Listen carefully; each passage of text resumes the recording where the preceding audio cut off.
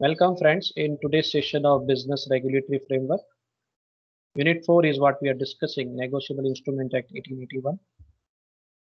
Today friends we are going to discuss a very important difference between the two instruments. Explain the difference between check and bill of exchange. The most important difference we will try to cover in this session. What is the difference between these two instruments? चलिए check और bill of exchange के differences पे चलते हैं दोस्तों। Parties का difference मैंने रखा है और वैसे दोनों में तीन तीन पक्षकार ही होते हैं, लेकिन थोड़ा सा वेरिएशन जो है वो यहाँ आ जाता है। ड्रॉवर ड्रॉई पे ही दोनों में ऑलमोस्ट सिमिलर नेम ही है, लेकिन डिफरेंस यहाँ आ जाता है। यहाँ बैंक का रोल होता है, चेक के अंदर बैंक आ जाता है एक तरीके से, और बैंक से जुड़ा हुआ ही कस्टमर होता है। ठीक है, तो यहाँ ड्रॉवर का मतलब बैंक कस्टमर है, बैंक ड्रॉई बैंक है, पे ई होल्डर, ऐसा माना जाता है। और यहाँ जो है तीन पक्षकार है, लेकिन यहाँ ड्रॉवर जो है, ड्रॉवर कह ले मेकर कह ले, वो क्रेडिटर होता है। नॉर्मली क्रेडिटर बिल्स जो होता है 100%, नॉर्मली नहीं 100% क्रेडिटर से बिल ड्रॉ करते हैं। They are the maker of the instrument. So drawer is creditor, drawee is debtor and payee is the beneficiary, the receiver जिसके हाथ में इंस्ट्रूमेंट है, होल्डर जिसे होल्डर भी कह सकते हैं। तो ये इस तरीके से डिफरेंस यहाँ बनता है इसका। Drawee, only a banker can be a drawee. Drawee कौन होता है? The person who is going to make the payment. Drawer drawee और पेई समझ में आना चाहिए, ठीक है। ड्रॉई कौन है? जो पेमेंट करने वाला है। तो चेक जब हम इशू करते हैं, पेमेंट कौन करेगा उस चेक का? बैंक करेगा, बैंक के सिवाय और कोई नहीं करेगा, यानी सिर्फ यहाँ बैंक की होती है। पेमेंट की लायबिलिटी बैंकर की है, यूँ समझ लीजिए। जबकि बिल ऑफ एक्सचेंज में क्या है sir? Any one can be a ड्रॉई including a banker, banker भी आ जाता है, बैंक के ऊपर भी हुंडी लिखी जा सकती है। तो कोई भी इंसान हो सकता है, इट में be any person can be a ड्रॉई। Bank भी हो सकता है, बैंकर इसके अंदर शामिल हो जाता है। तो यहाँ एनी पर्सन होता है और यहाँ सिर्फ और सिर्फ बैंकर होता है। डेज ऑफ ग्रेस, चेक की बात करें तो payable on demand without any days of grace. Normally यहाँ कोई डेज ऑफ ग्रेस नहीं होते, खास करके बैरर चेक में वो तुरंत उसका पेमेंट आपको मिल जाएगा बैरर चेक में। हाँ, लेकिन क्रॉस चेक होगा तो वहाँ 2-3 दिन आपके अकाउंट में अमाउंट ट्रांसफर होने में थोड़ा समय लगता है। लेकिन बिल्स के अंदर डेज ऑफ ग्रेस मिलता है। Bill is normally entitled to 3 days of grace after maturity unless payable on demand. Payable on demand नहीं होगा तो यहाँ 3 दिन का आपको टाइम मिलेगा, जिसमें खास करके टाइम दिया हो ना 90 दिन, 80, 180 दिन, 3 महीने 6 महीने का जो टाइम पीरियड दिया होता है, जैसे ही वो कंप्लीट होता है उसके और मान लीजिए 90 डेज का बिल लिखा गया है, it will be paid after 90 days plus 3 days और एक्स्ट्रा मिलते हैं पेमेंट करने के लिए आपको, यानी 93 डेज आपको टोटल मिल जाते हैं, पेमेंट राहत मिलते हैं थोड़े दिनों के लिए। और उसके बाद आपको पेमेंट तो करना ही है। नेक्स्ट पॉइंट देखते हैं, एक्सेप्टेंस। सबसे स्ट्रांग पॉइंट जो है वो ये है, चेक में कोई एक्सेप्टेंस, कोई भी स्वरूप का एक्सेप्टेंस करवाने की जरूरत नहीं, लेकिन बिल ऑफ एक्सचेंज में एक्सेप्टेंस तो लीगल नेसेसिटी मानी जाती है, अनिवार्य है, कंपलसरी। इसके बिना बिल का पेमेंट नहीं होगा। It is not necessary to have an any acceptance on the part of the individual drawing a cheque to a banker. In short, a cheque requires no acceptance. जब हम check issue करते हैं तो check issue करने से पहले bank के पास नहीं जाना है कि भाई इस पे आप अपनी साइन कर दीजिए कि पेमेंट पेमेंट के लिए जब ये चेक आपके पास आएगा तो आप इसका पेमेंट कर देंगे। ऐसी कोई एक्सेप्टेंस चेक इशू करते वक्त बैंक से करवानी नहीं है। ड्रॉई के पास नहीं जाना है, बैंकर के पास नहीं जाना है। चेक इशू करने से पहले चेक बुक उन्होंने आपको पहले से एडवांस में दे ही दी है, यूज करिए जैसे यूज करनी। हाँ, लेकिन आपके अकाउंट में बैलेंस आपको मेंटेन करने की जिम्मेदारी आपकी है, वो ध्यान रखना है। Bill of exchange, bill of exchange में क्या होता है? The bill of exchange must be presented before an individual that is drawing on whom it is written. जिसके ऊपर बिल लिखी जा रही है उसको पता तो होना चाहिए उसको पेमेंट करना है, इसीलिए उसका एक्सेप्टेंस पहले करना है।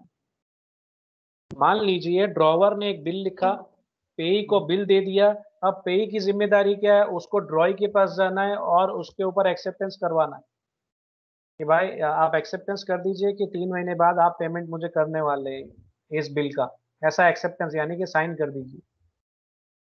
इसलिए ड्रॉई के पास एक्सेप्टेंस इसीलिए करवाया जाता है कि ड्रॉई को पता होना चाहिए कि उसके नाम का बिल फटा है और 3 महीने बाद उसने ये पैसे देने हैं। वैसे तो देना ही है, लेकिन उसे पता होना चाहिए कि अब क्रेडिटर की जगह पे ड्रॉवर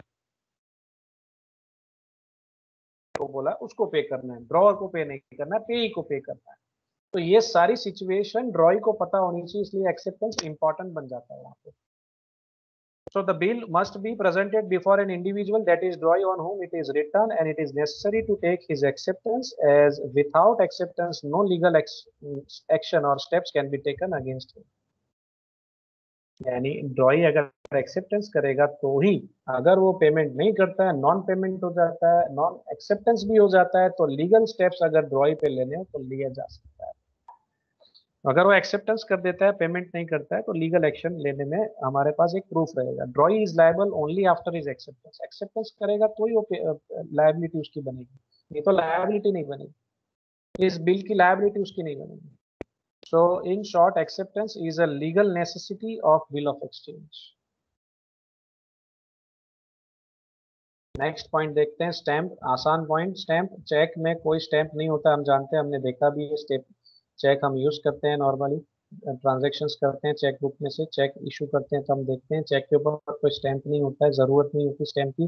बिल ऑफ एक्सचेंज में जरूरी रकम का स्टैंप लगाना अनिवार्य है। Bill of exchange must be affixed by sufficient stamp as per Indian stamp act के हिसाब से सफिशिएंट रकम का स्टैंप लगाना जरूरी है, उसके बिना वो वैलिड नहीं माना जाता है। Presentment, if the check is not presented to the banker for payment, it does not discharge the drawer unless he suffers any damages. Cheque अगर प्रेजेंट किया गया है, if the cheque is not, cheque issue कर दिया आपने पेई को, पेई ने बैंक में जाके इस चेक को यूज ही नहीं किया, तो इसका ये मतलब नहीं कि ड्रॉवर ने अब उसका पेमेंट नहीं करना है। समझने वाला पॉइंट है। मान लीजिए मिस्टर एक्स ने मिस्टर वाई को चेक दिया, अब मिस्टर वाई ने उस चेक का उपयोग कर देना चाहिए, प्रेजेंट करना चाहिए तो पेमेंट मिलेगा। अब उसने चेक यूज ही नहीं किया, अपने पास रख दिया, 6 महीने हो गए, ऐसे तो 3 महीने की एक्सपायरी होती, 6 महीने हो गए, भूल गया बंदा, चेक यूज करना ही भूल गया, उसको 6 महीने बाद उसके हाथ में आता है वो चेक, अरे यार ये तो मेरा रह ही गया चेक डिपॉजिट करना। तो अब क्या ड्रॉवर डिस्चार्ज हो जाएगा अपनी लायबिलिटी से, ड्रॉवर ने आगे कोई पेमेंट नहीं करना? नहीं सर, जिम्मेदारी तो रहेगी रहेगी, पेमेंट तो करना ही करना है, उसकी लायबिलिटी तो है ही ना, इसलिए तो चेक दिया था।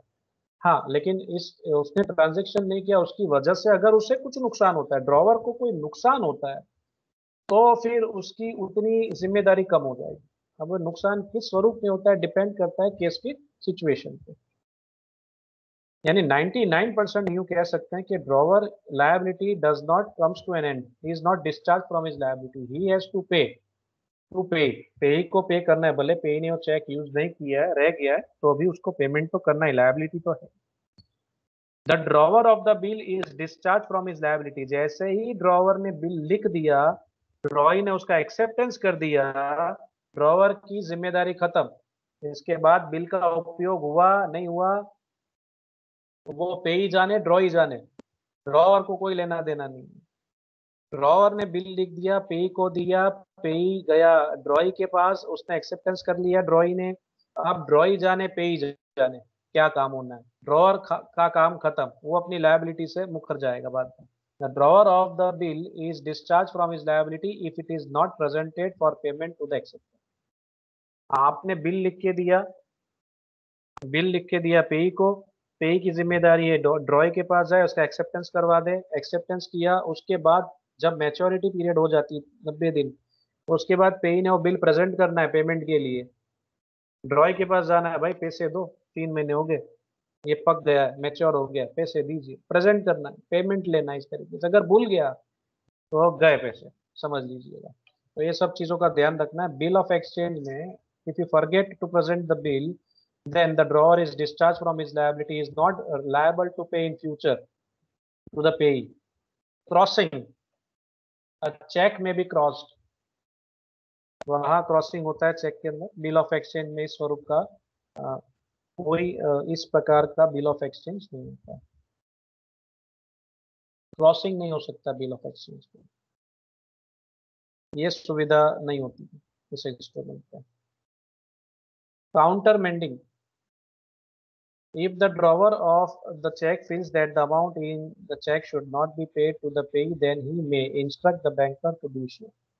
Payment of cheque may be countermanded by the drawer. ये हम एक्चुअली बिल ऑफ चेक और प्रॉमिसरी नोट में समझ गए थे। सेम सेम इशू है यहाँ पे भी, सेम पॉइंट है। चेक का पेमेंट अगर हमने स्टॉप करवाना है, किसी ड्रॉवर ने स्टॉप करवाना है तो वो कर सकता है। काउंटरमेंडिंग का मतलब है स्टॉपिंग द पेमेंट।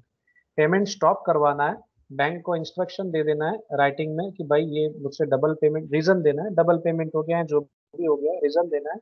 और उसके बाद आप कह सकते हैं कि ये पर्टिकुलर व्यक्ति को मैंने चेक दिया हुआ है, ये चेक नंबर, ये डेट है, ये रकम है, ये नंबर का चेक आए, ये पेमेंट, ये रकम का चेक है, तो आपने इस पर डिसऑनर करना है, रिटर्न करना है, पेमेंट नहीं करना है, stop, please stop the payment.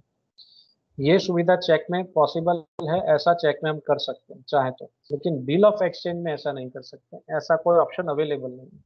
हम उसका पेमेंट स्टॉप नहीं कर सकते, तीर हमारे कमान में नहीं है, वो निकल चुका है, वहाँ हम स्टॉप पेमेंट नहीं कर सकते।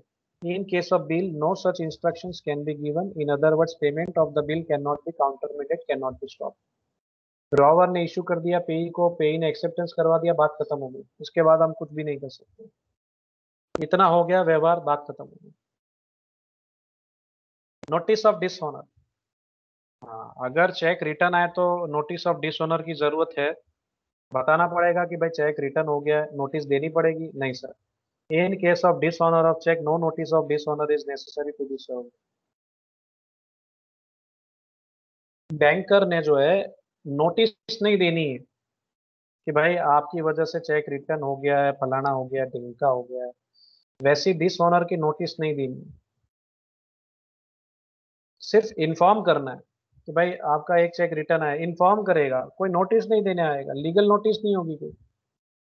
लेकिन बिल ऑफ एक्सचेंज में लीगल नोटिस देनी पड़ेगी आपको, नोटिस ऑफ डिसऑनर की जरूरत पड़ती है। In case of dishonour of bill, notice of dishonour is to be given to all the parties liable to pay, specially to the drawer. ठीक है, यहाँ पे ड्रॉवर को बताना पड़ेगा कि भाई ये जो आपने बिल दिया था ये डिसऑनर हो गया है, यानी ड्रॉई ने एक्सेप्टेंस किया था पे करने के लिए, ड्रॉई पे नहीं कर रहा है, तो पेई को पैसे कहाँ से मिलेंगे फिर, ड्रॉई पे नहीं करेगा तो फिर लायबिलिटी ड्रॉवर की तो है ही, पैसे तो ड्रॉवर से लेने थे। तो इस तरीके से हर एक पार्टी को नोटिस जाएगी, पेई पेई जो है सबको नोटिस भेजेगा, ड्रॉई को भी भेजेगा, ड्रॉवर को भी भेजेगा।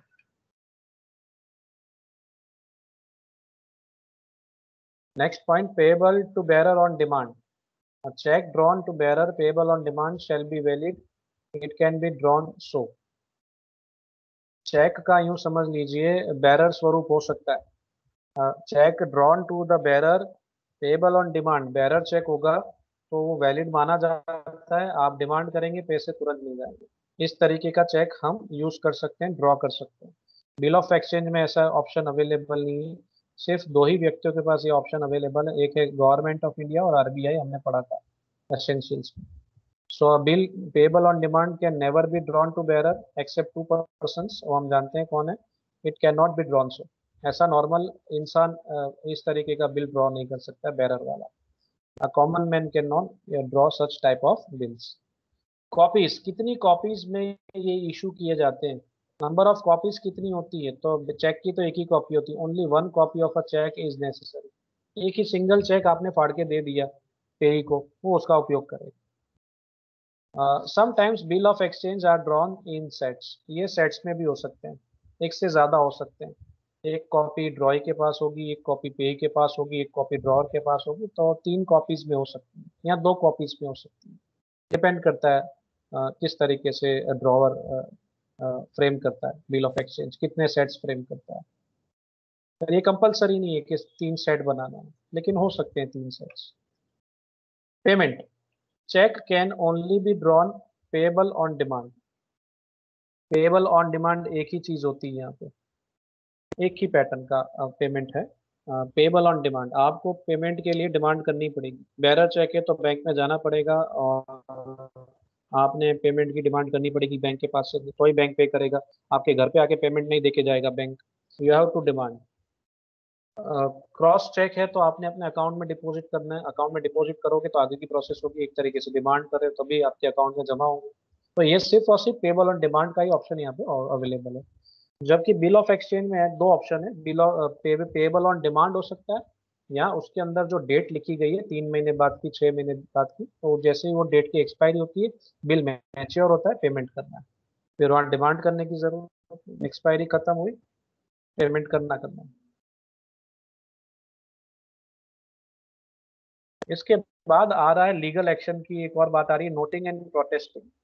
A check is not required to be noted or protested for dishonor. Dishonor हो जाए तो चेक की कोई प्रोसेस वैसे करने की जरूरत नहीं है। अगर लीगल एक्शन लेना है डायरेक्ट ले सकते हैं, आपने नोटिस भेजने की जरूरत नहीं, चेक डिसऑनर हो गया। आपने लीगल स्टेप्स और भी लेने की जरूरत नहीं, नोटिंग एंड प्रोटेस्टिंग, कोई विरोध, इसका रजिस्ट्रेशन और कोई विरोध, प्रोटेस्टिंग का मतलब होता है विरोध करवाने की, करने की जरूरत नहीं है।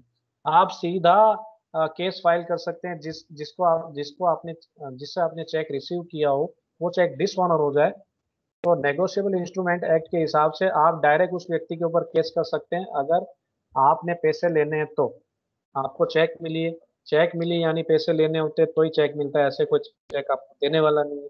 तो एक एविडेंस हो गया कि आपने पैसे लेने हैं, तभी उसने चेक दिया है। अगर वो डिसऑनर हो जाता है, आप डायरेक्ट लीगल एक्शन ले सकते हैं, कोई नोटिंग कोई प्रोटेस्टिंग की रिक्वायरमेंट नहीं है, ऐसे कोई स्टेप्स फॉलो करने की जरूरत नहीं लीगल एक्शन लेने की। लेकिन बिल ऑफ एक्सचेंज में अगर वो डिसऑनर होता है, तो वहाँ पे आपने नोटिस भेजनी है, उसका रजिस्ट्रेशन करवाना है, मीन्स नोटिंग और प्रोटेस्टिंग वहाँ दोनों करना है, उसके बाद आप लीगल एक्शन ले सकते हैं, डायरेक्ट नहीं ले सकते। टैक्स पे चलते हैं। Cheque may be a bearer cheque और अ क्रॉस्ड चेक। चेक के नॉर्मली दो स्वरूप होते हैं, बेरर चेक और क्रॉस चेक, इसका उपयोग किया जाता है। क्रॉस चेक यानी ऑर्डर चेक समझ लीजिए एक तरीके से, ये दो स्वरूप के चेक होते हैं। ठीक है, क्रॉसिंग चेक, क्रॉसिंग का ऑप्शन अवेलेबल होता है, चेक के अंदर क्रॉसिंग कर सकते हैं। बिल ऑफ एक्सचेंज में कोई क्रॉसिंग का उपयोग नहीं हो सकता, हम आगे देख चुके हैं, ऐसा क्रॉसिंग का उपयोग वहाँ नहीं होता है। बिल ऑफ एक्सचेंज के भी प्रकार है, इनलैंड एंड फॉरेन बिल हो सकते हैं, यानी डोमेस्टिक एंड फॉरेन बिल कह सकते हैं। टाइम एंड डिमांड बिल हो सकता है, ठीक है। ट्रेड एंड अकोमोडेशन बिल्स हो सकते हैं, ठीक है। तो इस स्वरूप के बिल्स हो सकते हैं, इनलैंड यानी भारत के अंदर लिखा गया वैसा बिल हो, फॉरेन का भी बिल हो सकता है, किसी फॉरेन व्यक्ति के साथ आपका व्यवहार चल रहा हो तो फॉरेन बिल ऑफ एक्सचेंज भी बना सकते हैं। टाइम और डिमांड के हिसाब से, टाइम यानी आपने ड्यूरेशन फिक्स कर दिया होगा, 90 दिन, 6 महीने, जैसा भी हो। और डिमांड यानी पेएबल ऑन डिमांड की अंदर आपने लाइन लिखी होगी, टाइम पीरियड फिक्स नहीं होता, इस तरीके से। और सिर्फ ट्रेडिंग से जुड़े बिल्स ऑफ एक्सचेंज भी हो सकते हैं, trade and accommodation. Comparison, all cheques are bills of exchange. सारे चेक को आप बिल ऑफ एक्सचेंज मान सकते हैं, but all bill of exchange are not cheque. सारे बिल ऑफ एक्सचेंज चेक नहीं।